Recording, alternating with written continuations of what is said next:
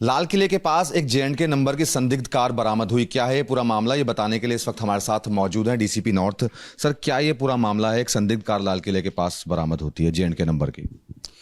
इसमें हमारी patrolling team जो लाल किले के आसपास हम लोग पेट्रोलिंग करते रहते हैं, उसमें 18 तारीख की रात को आप देखोगे तो एक गाड़ी खड़ी थी, काफ़ी समय से खड़ी थी, जिसका कोई कारण नहीं था वहाँ पे, तो वो संदिग्ध लगी। उसके बाद हमारी जो पेट्रोलिंग पार्टी है उन्होंने उनसे पूछताछ शुरू की और उनसे उनके कागज़ वगैरह मांगे, उनसे डॉक्यूमेंट्स आईडी प्रूफ देने को कहा।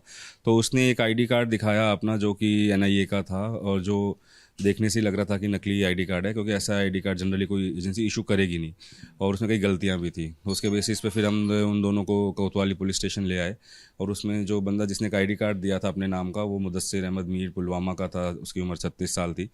तो उसके बाद उनसे पूछताछ अमल में लाई गई और हमने जॉइंट इंटरोगेशन भी करवाया था काफ़ी स्पेशलाइज्ड एजेंसीज और स्पेशल सेल एनआईए वगैरह से।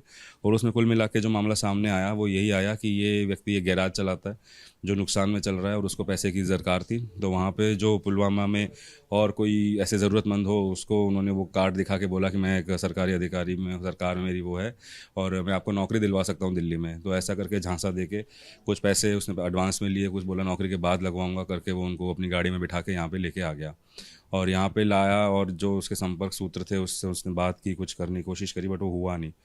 तो इस वजह से अब जो दूसरा बंदा गाड़ी में साथ में था वो तो विक्टिम था बेसिकली, वो माइनर था, 16 साल का था और वो वापस जाने को था। तो ये वही बात कर रहे थे, तो उसी बीच में हमने इनको इंटरसेप्ट किया और फिर उसके बाद हमने कहा कोतवाली थाने में इसमें मुकदमा दर्ज करके आगे की जांच कर रहे हैं अब इसमें। सर, अभी तक की इन्वेस्टिगेशन में क्या निकल करके आया? क्या दिल्ली में भी ठगी की है इसने या सिर्फ जे&के के लोगों को ही ठग रहा था? ये तो सारा कुछ अभी तक की इन्वेस्टिगेशन में ही आया है, और अभी तक इन्होंने, ऐसी दिल्ली में तो कोई ठगी का मामला सामने नहीं आया है, और अभी तक इसने वहीं पुलवामा की लोकल यूथ को ये टारगेट कर रहा था। ये ही just started this in some few days back only.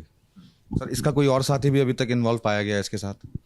अभी तो देखो, उसने यहाँ पे आके उसने जिनसे एक दो से बात की है उनको भी हम लोग वेरीफाई तो करेंगे ही, अगर उनका रोल आएगा तो उसके हिसाब से उस पर एक्शन होगा। गाड़ी क्या ये खुद चला करके आया था वहां से, और यहाँ पर दिल्ली में कहाँ पर रुका हुआ था और कब आया यहाँ?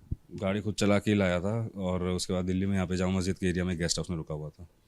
Thank you. तो ये थे डीसीपी नॉर्थ, जिन्होंने बताया कि इन्वेस्टिगेशन इस मामले की लगातार चल रही है, उस शख्स से पूछताछ की जा रही है और ये भी पता किया जा रहा है कि क्या उसके साथ इस मामले में कोई और भी शामिल था या नहीं था। कैमरामैन मनोज अधिकारी के साथ मनोज वर्मा, एबीपी न्यूज़, दिल्ली।